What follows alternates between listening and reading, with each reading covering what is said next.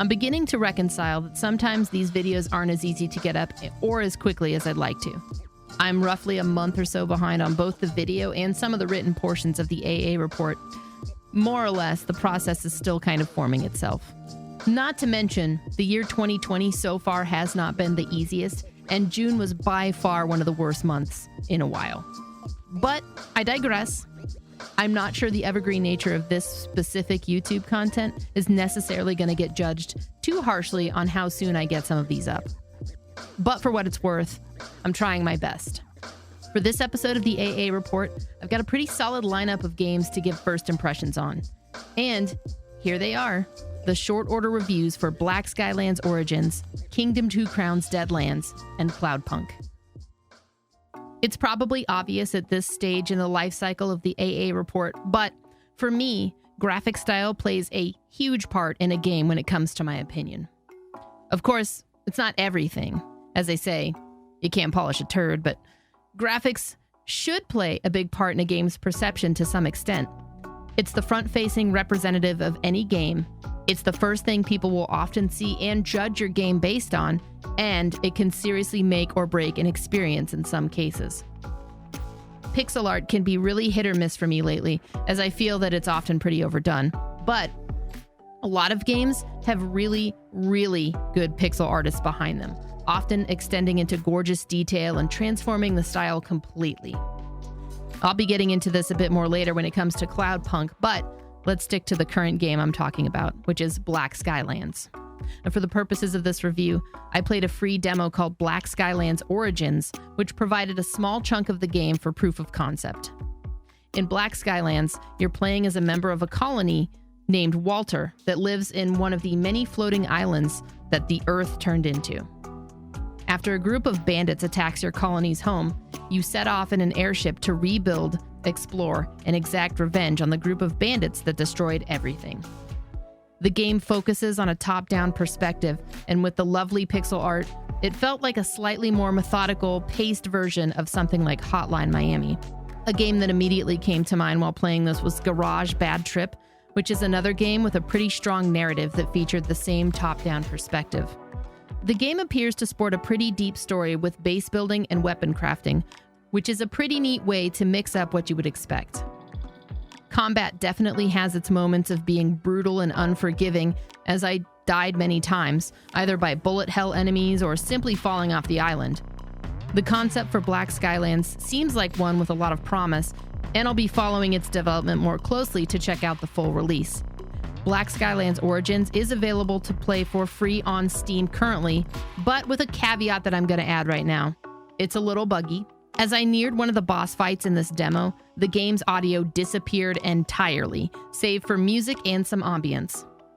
I was deaf to my gunfire and that of others, and when I approached the boss, lag became unbearable to the point of unplayable. I don't know if it was something I did in my own system, but it's worth mentioning for the sake of the review.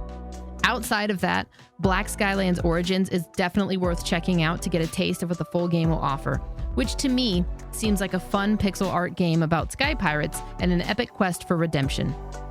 Black Skylands will be available in Q4 of 2020. Kingdom 2 Crowns has been out for a while, so this one probably seems a bit absurd for a Try It Tuesday. However, the show is kind of also about games that are new to me, and although many of them are just new, period, some of them aren't. Kingdom 2 Crowns does have some new free DLC attached to it though, which is why I decided to play it. Plus, I'd heard so many good things about it over the last couple of years, it seemed like it was worth it. And it was. Deadlands is a new chunk of content added to the base game that features 4 playable characters from Bloodstained Ritual of the Night, a widely successful spiritual successor to the Castlevania series that was created by the producer of that series. Deadlands brings not only characters, but a deliciously gothic flavor to the Kingdom 2 Crowns formula, which is, at its core, a base-building game where you, the monarch to this kingdom, must ride the lands left and right to recruit loyal subjects to build up your kingdom and protect its riches from greedy monsters who want to steal both your coin and your crown. Kingdom 2 Crowns does not hold your hand, and I appreciate that. Sometimes, you just have to be thrown into the deep end to learn how to swim. And learn, I did. I spent the last few days of the game riding back and forth, confused at my purpose, adding coin to places without understanding, dropping them in front of people without rhyme or reason, until finally, it all clicked inside of my head. If 7 Days to Die were a side-scroller, it might liken itself to Kingdom 2 Crowns. 7 Days to Die has absolutely no chill, though, and while Kingdom 2 Crowns can go sideways at the drop of a hat for any playthrough, the beautiful soundtrack by Amos Roddy, mixed with the art style and the minimalist approach towards everything this game does, still left me feeling a lot more chill than I often feel playing most games. The concept of Kingdom 2 Crowns may be simple, but the strategy of the game takes a while to master.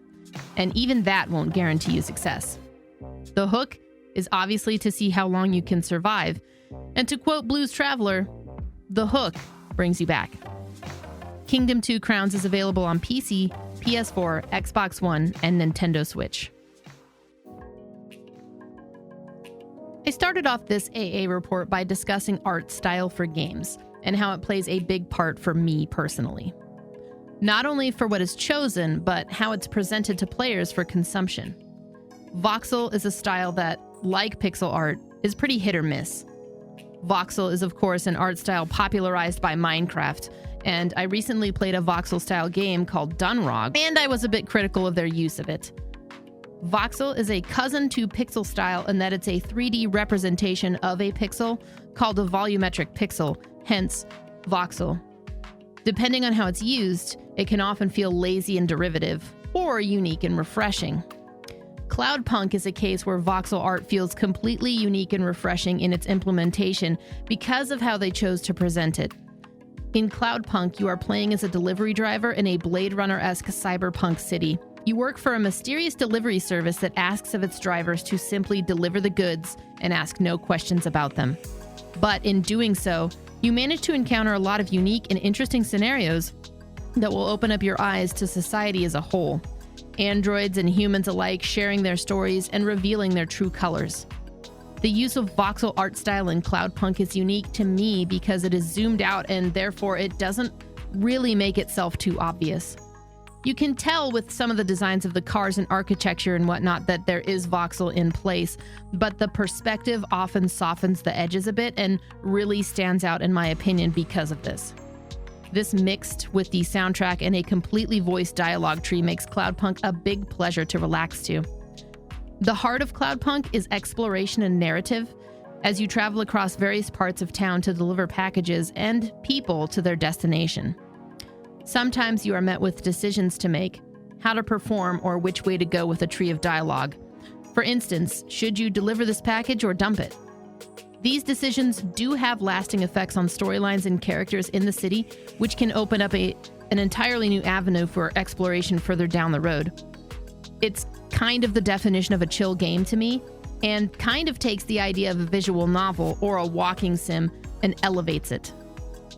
The game is definitely not for everyone, and there's no real challenge involved outside of navigating the map and driving in the sky, because there's no combat, and there aren't really any puzzles to solve either. You're simply a voyeur into a futuristic landscape, literally here for the ride. So if you're looking for something outside of that experience, Cloudpunk may not be for you. For those of you looking for a taste of a cyberpunk aesthetic to whet your palate before Cyberpunk 2077 drops, this might just do the trick. Expect to kick back in your chair with a controller and immerse yourself in the lives and stories of this city. Cloudpunk is currently available for PC, with expected release dates for Switch, PS4, and Xbox One coming very soon. Thanks again for checking out the AA report. I've tried to provide links to each game, complete with any affiliate links that might apply, in the description of this video. And as always, thanks so much to all of the Patreon supporters for what you do. If you're interested in learning more about the benefits of Patreon and how it helps me to produce content outside of Twitch, check out patreon.com/skinteen. Thanks, and see you next time.